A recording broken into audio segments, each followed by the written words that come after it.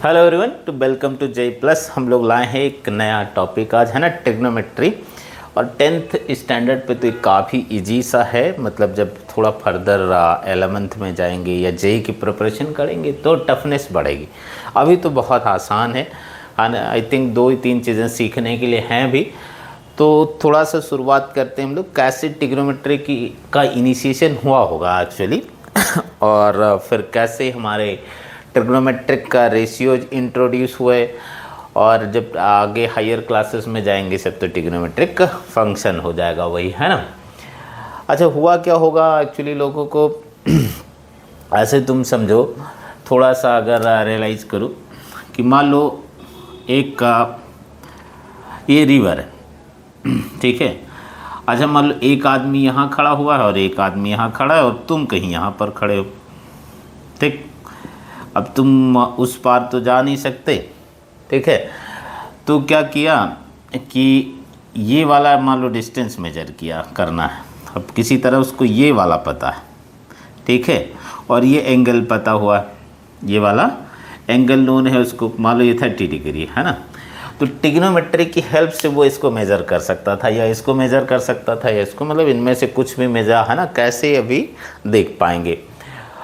अच्छा, तो हम बहुत छोटी क्लासों में ही पाइथागोरस थ्योरम पढ़ा करते हैं, राइट एंगल ट्रायंगल से फेमिलियर हैं। बस ट्रिग्नोमेट्री में थोड़ा सा, है ना, जो ट्रिग्नोमेट्रिक का रेशियोज हैं, है ना, वो कैसे डिफाइन करते हैं, तो उसकी थोड़ी सी उसके लिए हमें इसकी ज़रूरत है। ज़रा देखो, मान लो तुम्हारे पास ये ट्रायंगल ए बी और सी।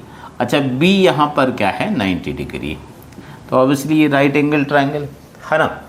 अच्छा, राइट एंगल ट्रायंगल में एक बात तो फिक्स है कि ये जो इसके 90 के अपोजिट आएगा इसको हम लोग नाम दिया करते हैं हाइपोटेन्यूज, है ना। इसको हाइपोटेन्यूज बोला करते हैं। अब जो बेस और परपेंडिकुलर हैं वो, है ना, चेंज हो सकता है। वो डिपेंड करेगा कि किस एंगल को ले रहे हो। तो मान लो इस एंगल को मैं थीटा कहता हूँ, ठीक है। आई होप सो तुम थीटा, है ना, समझ पा रहे हो। ऐसे लिखते हैं थीटा, है ना, ठीक है। अच्छा, थीटा, तो अगर ये वाला एंगल लेते हो तो जो इसके अपोजिट आएगा वो इसके लिए परपेंडिकुलर होगा। मतलब थीटा के लिए BC इसके अपोजिट है, इसलिए ये क्या काम करेगा, इसके लिए परपेंडिकुलर। और थीटा से हरम, थीटा का जो एडजेसेंट है, थीटा का एडजेसेंट कौन सा है, AB, है ना। ये एडजेसेंट है, तो ये इसके लिए क्या काम करेगा, बेस का, है ना।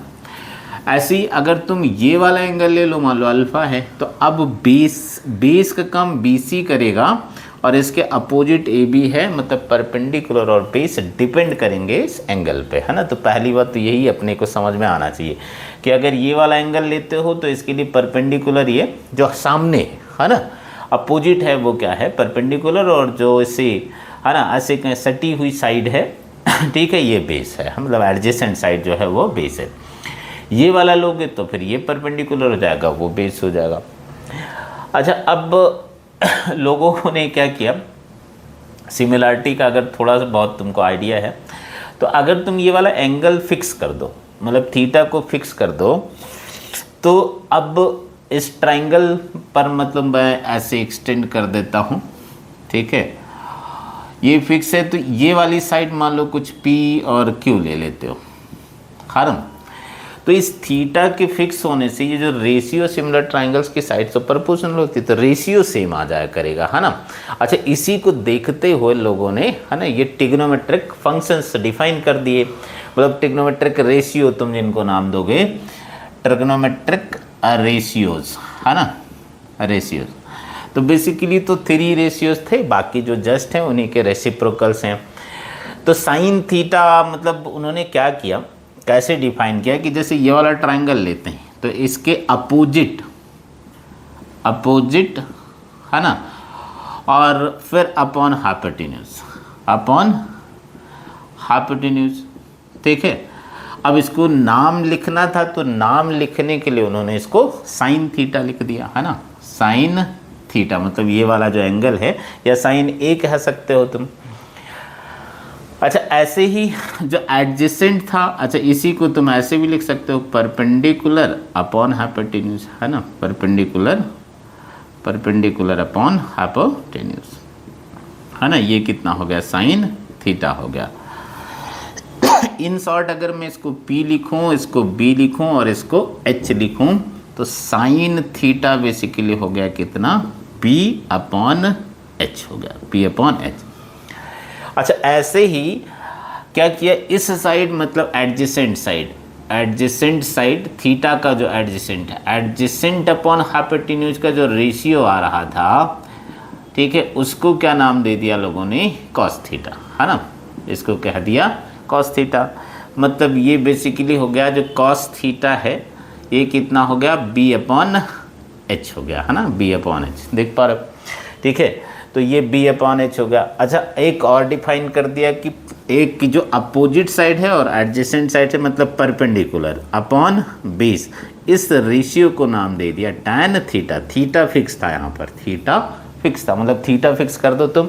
अब इस ट्रायंगल को एक्सटेंड करते रहो कितना भी, तो रेशियो हर बार सेम ही आता रहेगा, है ना, रेशियो हर बार सेम आता रहेगा। आई होप सो तुम समझ पाओ थोड़ा सा, मतलब हमने कोशिश की है कि रियलाइज हो जाए कि sign theta, cos theta, tan theta मतलब कैसे आ गया होगा, है ना। ठीक, ऐसा नहीं कि बस जस्ट ऐसे साइन थीटा ऐसे लिखते हैं, कॉस थीटा ऐसे लिखते हैं और टैन थीटा ऐसे लिखते हैं, मतलब उन्होंने उल्टा किया होगा कि ये जो रेशियो आ रहा था उसको साइन थीटा नाम दे दिया, जो रेशियो आ रहा था उसको कॉस थीटा, ऐसे ही जो रेशियो आ रहा था उसको टैन थीटा। तो एक बार थोड़ा फिर से लिखते हैं ना हम लोग, थोड़ा अच्छे से इस बार इसको लिखते हैं। तो this was little bit introduction of trigonometry. I hope so तुम थोड़ा सा फील कर पाए होगे। मतलब कुछ ऐसे ही हम लोग कहें कि मान लो ये, है ना, ये थीटा है, इसको A नाम दिया था हम लोगों ने, इसको B और इसको C। अच्छा, इस थीटा के लिए ये परपेंडिकुलर होगा, ये बेस होगा और ये हाइपोटेन्यूज होगा। तो पहला तो ट्रिग्नोमेट्रिक रेशियो हम लोगों ने डिफाइन किया कैसे, साइन थीटा, और ये कितना गया, P अपॉन H। दूसरा कॉस थीटा, मतलब perpendicular upon hypotenuse, cos theta कितना हो गया, B अपॉन H हो गया, ठीक है। और टैन थीटा कितना हो गया, P अपॉन B, मतलब परपेंडिकुलर अपॉन बेस, ठीक। अब इसको याद कर लेना चाहिए, बहुत सारे तरीके, है ना, याद करने के हो सकते हैं, ठीक है, but I am not going for that, क्योंकि अगर तुम यही नहीं याद कर सकते हो तो फिर तो फर्दर चैप्टर में कुछ कर ही नहीं सकते।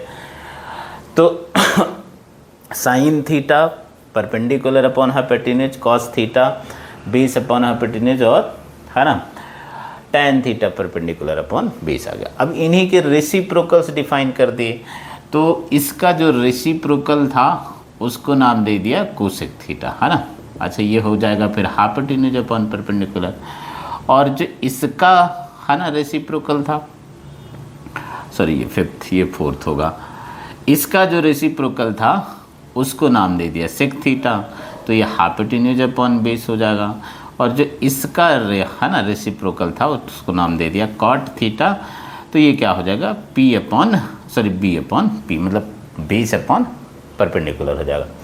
अच्छा, ये तो शॉर्ट नोटेशंस हैं। साइन वैसे तो SINE साइन ये पूरा होता है, ऐसे ही कॉस मतलब इसी को शॉर्ट नोटेशन में ऐसे लिख दिया है। कोसाइन इसको शॉर्ट नोटेशन में कॉस लिख दिया है। टैंजेंट, है ना, इसको शॉर्ट नोटेशन में टैन लिख दिया है। कोसिकेंट, है ना, कोसिकेंट इसको शॉर्ट नोटेशन में कोसेक लिख दिया है। सीकेंट, है ना, इसको शॉर्ट नोटेशन में सेक लिख दिया है। और कोटैंजेंट, है ना, कोटैंजेंट इसको शॉर्ट नोटेशन में कॉट लिख दिया हम लोगों ने, है ना, ठीक है। आई होप सो समझ गए तुम। तो ये फुल नेम भी तुम्हें पता होनी चाहिए, है ना, कि साइन SINE, साइन को साइन लिखते हैं, ऐसे शॉर्ट में लिखते हैं।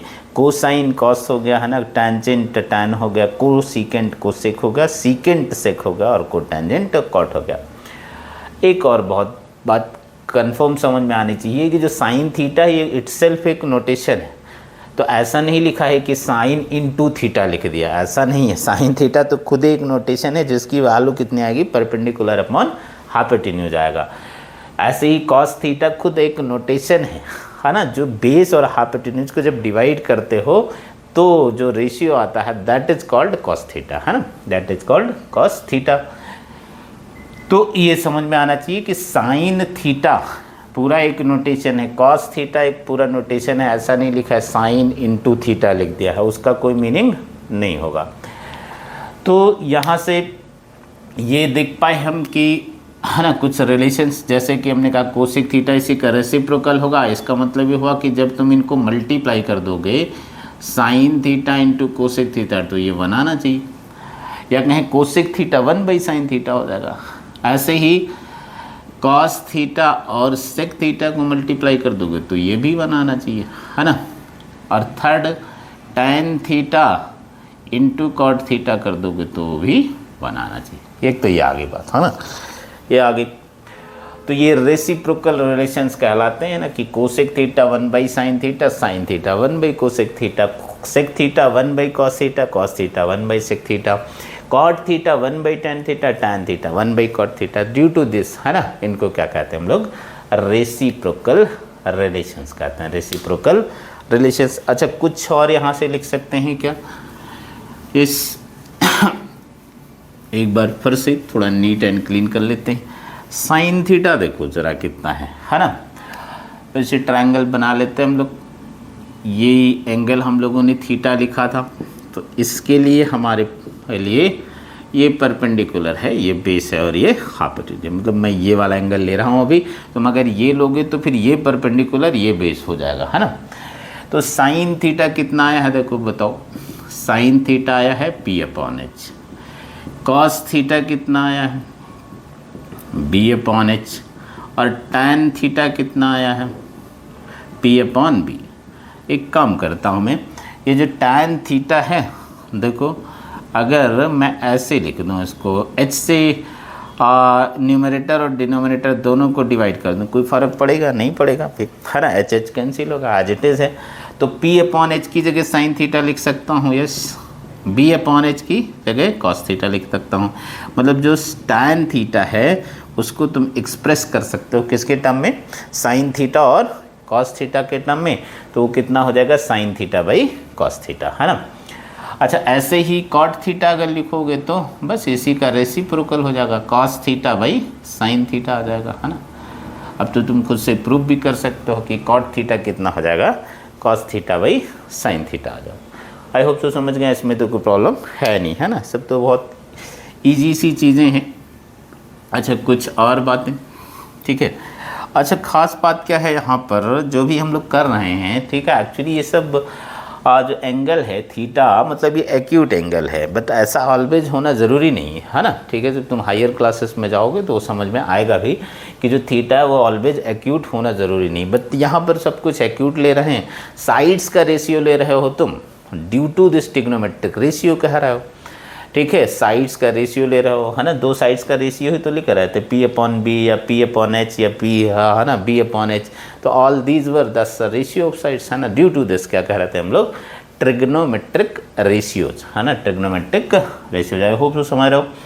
अच्छा, वन मोर थिंग, हाँ, हमने कहा थीटा जो है वो एक्यूट है। अच्छा, जब एक्यूट रहेगा थीटा तो उस केस में जितने भी ट्रिग्नोमेट्रिक रेशियोज हैं तुम्हारे वो सब पॉजिटिव ही होंगे, वो सब क्या होंगे, पॉजिटिव होंगे। एक तो ये बात समझ में आना चाहिए, ठीक है। अच्छा, साइन थीटा, वैसे तो इस डायग्राम से अगर तुम देखो तो साइन थीटा P/ कितना था, H था। अब किसी राइट एंगल ट्रायंगल में तुम ठीक है, जो परपेंडिकुलर है वो तो हाइपोटेन्यूज से कम हो सकता है, अच्छा मैक्सिमम इसी के बराबर कर सकते हैं, तो उसके लिए फिर इसको कोइंसाइड कराना पड़ेगा, मतलब H और B को कोइंसाइड कराना पड़ेगा, वो सॉरी A और B को कोइंसाइड, तो फिर दोनों बराबर हैं। तो साइन थीटा जो है उसकी मैक्सिमम वैल्यू बना सकती है, साइन थीटा जो है उसकी मैक्सिमम वैल्यू बना सकती है। अब ये थोड़ी समझ नहीं आएगी अभी बात, क्योंकि ये दिख नहीं रहा तुमको, लेकिन साइन थीटा का मिनिमम कितना आएगा, -1, है ना। मतलब अगर मिनिमम ऑफ साइन थीटा पूछे, मिनिमम ऑफ साइन थीटा तो ये होगा -1, और मैक्सिमम ऑफ साइन थीटा पूछता है कोई मैक्सिमम ऑफ साइन थीटा, तो ये होगा 1। अच्छा, ये मिनिमम वाली बात अभी तुम्हें समझ नहीं आएगी, तो अभी तो तुम मेमोराइज कर लो, है ना, ठीक है। मान लो इन केस कहीं ज़रूरत पड़ जाए तो बस मेमोराइज कर लिया। ऐसे ही जो कॉस थीटा है ना, इसकी भी वैल्यू, सॉरी, कॉस थीटा जो है वो यहाँ से तुम इतना ही देख सकते हो कि मैक्सिमम 1 हो सकता है, और ठीक है, या उससे कम ही होगा, लेकिन होता है इनफैक्ट ऐसे है कि कॉस थीटा हमेशा -1 से 1 होता है, ठीक है। तो ये दोनों मेमोराइज कर लिए। अच्छा, टैन थीटा की वैल्यू कुछ भी हो सकती है। टैन थीटा चलो लिख देते हैं, tan theta may have any real value, है ना। टैन थीटा की वैल्यू कुछ भी हो सकती है, ठीक है। ऐसे ही कॉट थीटा कुछ भी, कोई भी रियल नंबर हो सकता है। कोसेक थीटा, सेक थीटा, इनके रेसिप्रोकल्स होंगे, तो वो, है ना, थोड़ा सा समझ लेंगे, अभी थोड़ा आगे जाएंगे तो। बाय द वे ये कम से कम, है ना, मेमोराइज कर लिया कि साइन थीटा -1 से 1 होगा, 1 और -1 हो सकता है। कॉस थीटा भी -1 से 1 होगा। टैन थीटा का तुम कोई भी नंबर लिख दो, मतलब दुनिया का कोई नंबर लिख दो, वो टैन थीटा की वैल्यू हो सकती है ना। एक तो ये बात हो गई। अच्छा, दूसरा हमने कहा कि हम जो डील करेंगे वो बेसिकली एक्यूट एंगल लोगे तुम, तो एक्यूट एंगल में कभी नेगेटिव नहीं आएंगे, मतलब हमेशा पॉजिटिव ही आएगा। मतलब sine theta, cos theta, tan theta, sec theta, cosec theta, और जो भी हमारे पास हैं 6 ट्रिग्नोमेट्रिक रेशियो जो हैं सारे पॉजिटिव वैल्यू ही देंगे, ठीक है। तो अभी तो बिल्कुल टेंशन लेना ही नहीं है ना, अभी तो बिल्कुल ऐसे ही ईजिली हो जाएगा, क्योंकि हम जो डील कर रहे हैं इस लेवल पे वो सब कुछ क्या है हमने कहा, ठीक है, हम एक्यूट एंगल के लिए डील करेंगे। वन मोर थिंग, तुम यहाँ से फिर से देखो कि जो साइन थीटा है, साइन थीटा तो P/H था अपने पास। अच्छा, कॉस थीटा कितना आया था, कॉस थीटा की वैल्यू कितनी आई थी, B/H आया था। इसमें तो कोई प्रॉब्लम है नहीं तुमको। अच्छा, इनके स्क्वायर करके ऐड कर दो ज़रा यहाँ से, तो एक रिजल्ट आ जाएगा sign square theta plus cos square theta. अच्छा, तो ये P²/H² हो गया, और ये प्लस B²/H² हो गया। अब तुम जानते हो H² एलसीएम ले लो, तो P² + B²/H²। अब पाइथागोरस तो तुमको आता है, तो P² + B²/H² हो जाएगा क्या, यस। तो ये H²/H² हो गया, मतलब 1 हो गया। तो sign square theta plus cos square theta always कितना होगा, 1 होगा। आई होप तुम समझ रहे हो इस बात को। अच्छा, इसमें थीटा तुम कुछ भी रख दो, है ना, थीटा का कोई भी दुनिया का नंबर रख दो, लेकिन sign square theta plus cos square theta 1 ही हो जाएगा। Sign square theta plus cos square theta 1 हो जाएगा।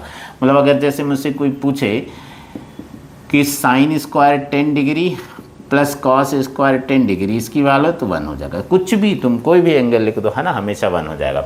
अच्छा, कुछ और लिख सकते हैं क्या इन्हीं की मदद से।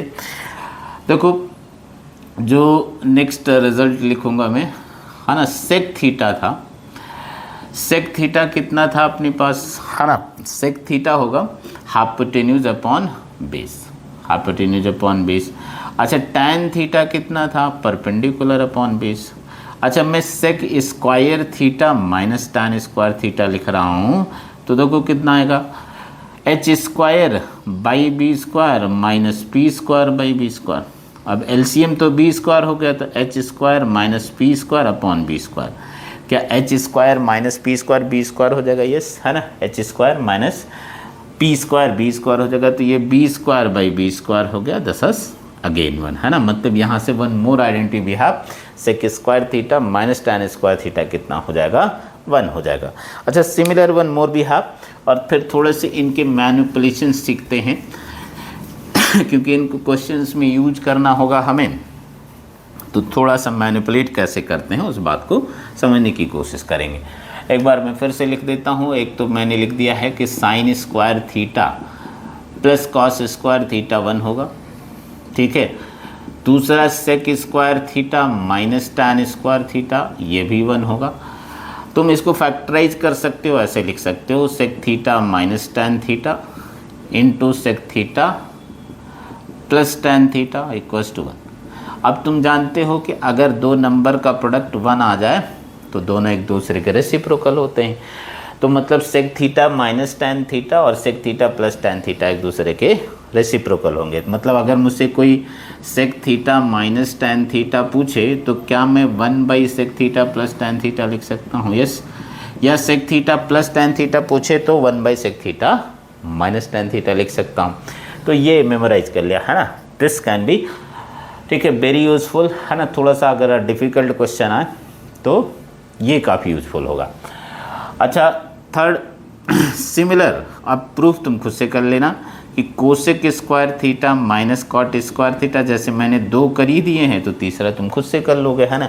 Cosec square theta minus cot square theta 1 आ जाएगा, ठीक है। Further if you factorize this you will have cosec theta minus cot theta into cosec theta plus cot theta equals to 1 आ जाएगा। आई होप सो समझ रहे हो। इतना हो गया, तो इसमें भी कोई प्रॉब्लम नहीं। यहाँ पर भी वही बात है ना कि ये दोनों एक दूसरे के रेसिप्रोकल हैं, दोनों एक दूसरे के रेसिप्रोकल हैं। आई थिंक तुम समझ रहे हो, इसमें कोई प्रॉब्लम नहीं। तो 2-4 क्वेश्चंस करते हैं, है ना। अभी तो आओ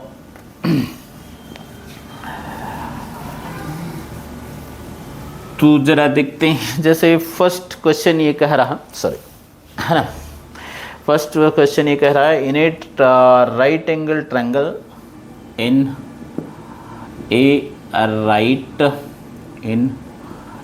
right angle triangle right angle at B, ठीक है। A B is 24 centimetre, B C is 7 centimetre, determine, है ना, डिटरमाइन फर्स्ट कह रहा साइन ए कॉस ए बता दो, बता दो, और दूसरा साइन सी और कॉस सी बता दो, है ना, साइन सी और कॉस सी बता दो, ठीक है। और देखते हैं, ट्रायंगल बना लेते एक बार, है ना।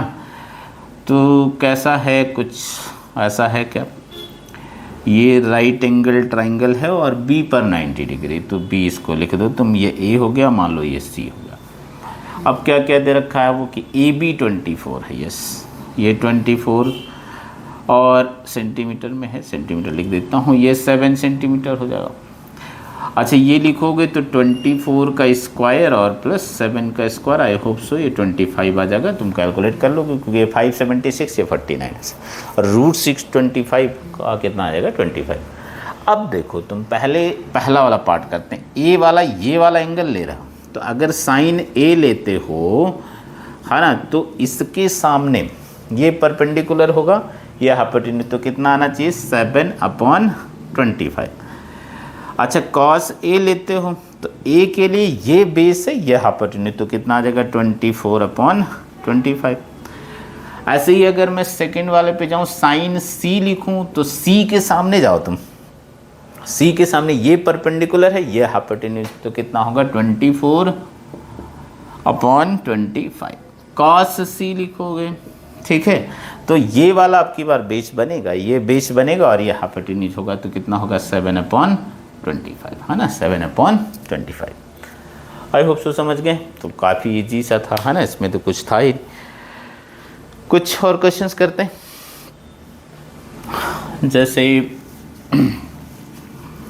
अच्छा, एक और बात समझ में आना चाहिए कि अगर मैंने साइन ए लिखा है परपेंडिकुलर अपॉन हाइपोटेन्यूज और साइन ए की वैल्यू बता दिया है कि ये है, तो वो रेशियो बता है, एग्जैक्ट साइड्स नहीं है ना। साइड्स तो कुछ और हो सकती हैं क्योंकि रेशियो तुम्हारा सिंप्लीफाइड फॉर्म में लिखा होगा, तो रेशियो कुछ भी हो सकता है, ठीक है। एक ये देखते हैं, जैसे कह रहा है इन द गिवन फिगर,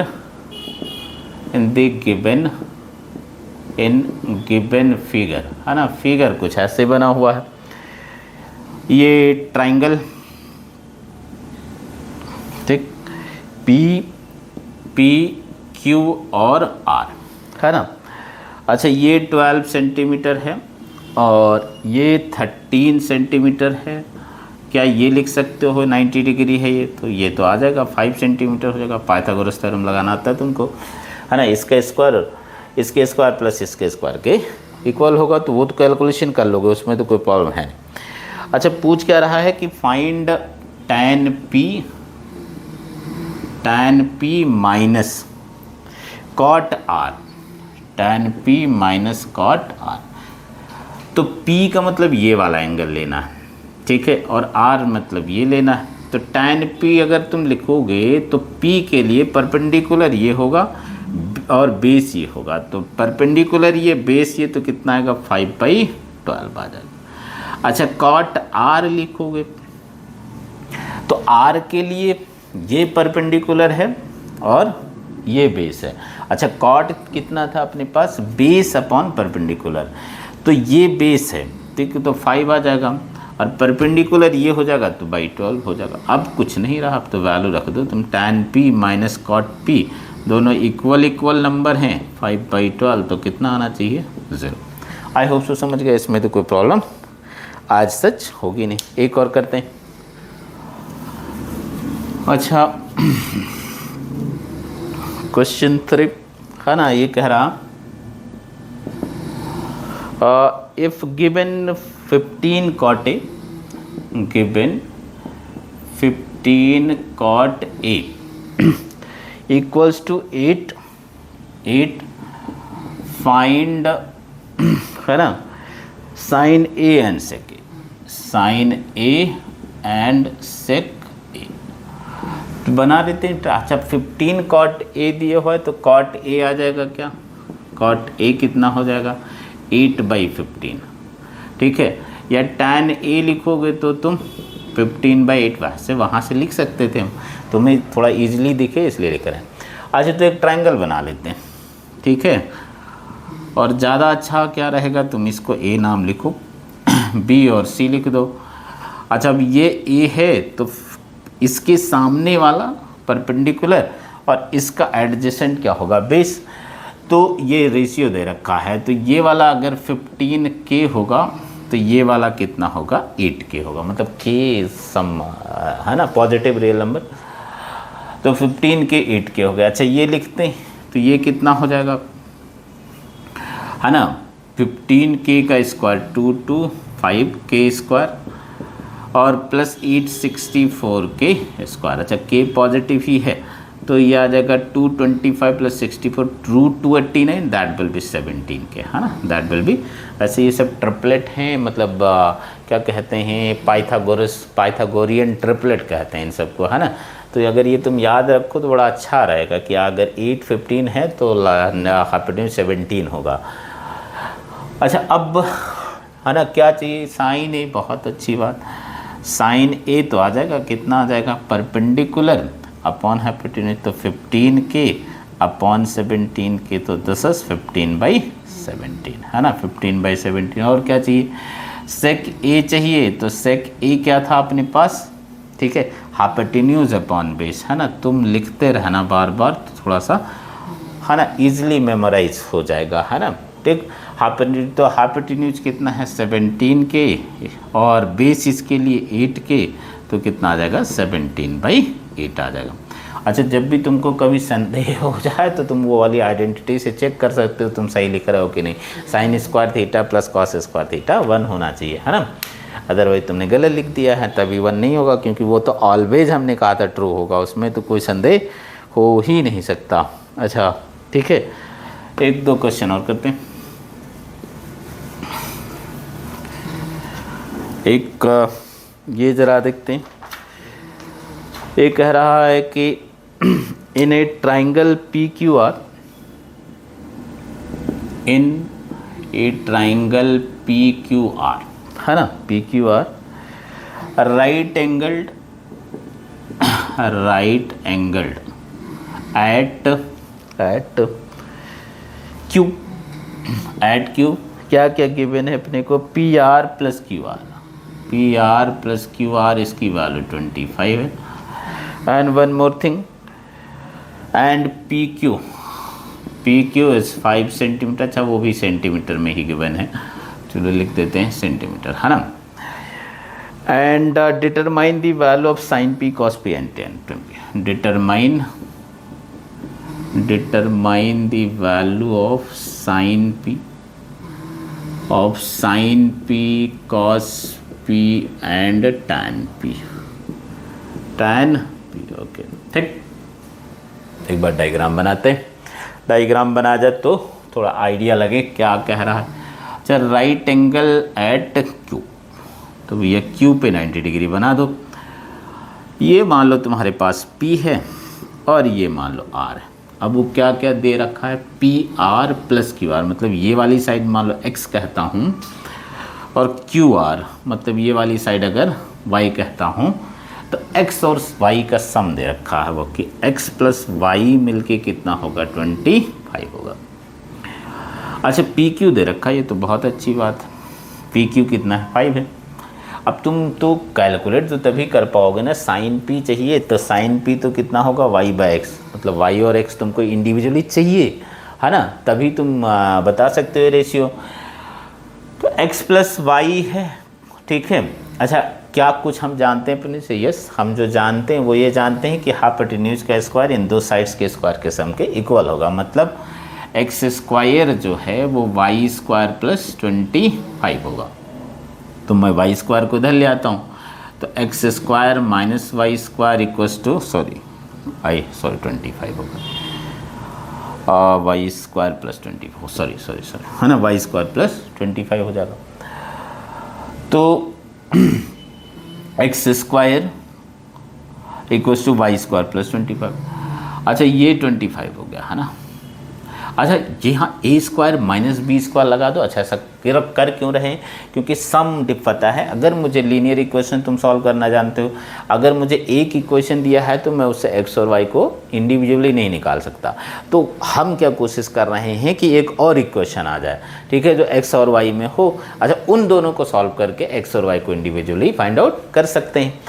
तो यहाँ पर मैंने है ना इसको फैक्टराइज किया, तो एक्स माइनस वाई और एक्स प्लस वाई आया इक्वल्स टू 25।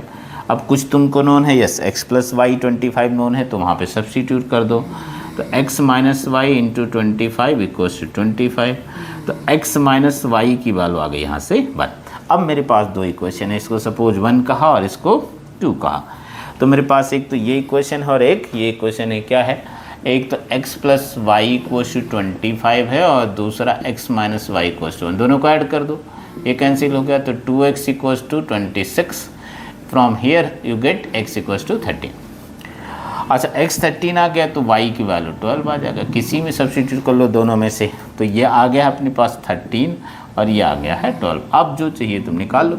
साइन p चाहिए था, तो p एंगल के लिए, इस एंगल के लिए ये परपेंडिकुलर है, यह हाइपोटेन्यूज, तो कितना आ जाएगा 12/13। और क्या चाहिए, cos p चाहिए, तो इस एंगल के लिए ये बेस है और ये हाइपोटेन्यूज, तो 5/13 हो जाएगा। और इस एंगल के लिए ठीक है tan p चाहिए, तो tan p इसी एंगल के लिए ये परपेंडिकुलर ये बेस, तो 12/5 आ जाएगा, है ना। अच्छा तुम रिलेशंस को याद कर लेना, और ये वाली अंडरस्टैंडिंग तुमको बढ़िया सा रहनी चाहिए कि बेस और परपेंडिकुलर कैसे देखते हैं। सामने वाला परपेंडिकुलर होता है, उससे जो है ना लगी हुई साइड होती है वो एडजेसेंट साइड इसको कहते हो, ठीक है, वो क्या होगा, हमेशा बेस हो जाएगा, है ना। ऐसे याद कर सकते हैं। बाकी वो रिलेशंस तो याद करने ही कि साइन जो है perpendicular upon hypotenuse, cos base upon hypotenuse, और टैन जो है वो परपेंडिकुलर अपॉन बेस। बाकी तो इसी के रेसिप्रोकल, अगर कोसेक पूछ ले तो तुम साइन का उल्टा लिख देना, है ना। कॉट पूछ ले तो टैन का रेसिप्रोकल लिख दो, वैसे वो भी याद हो जाएगा, ऐसा तो कुछ प्रॉब्लम है नहीं कि, है ना। तो याद तो ज़रूर किया। एक और क्वेश्चन करते हैं आज और यही लास्ट रखेंगे। और ये थोड़ा बेटर क्वेश्चन है ना, रेस्ट नेक्स्ट क्लास में करेंगे। तो ये कह रहा है कि ये बात गिवन है कि angle A and angle B, angle A and if angle A and angle B are acute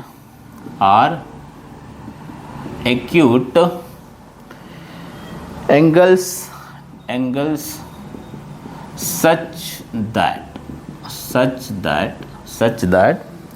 cos A equals to cos B, cos A equals to cos B, then so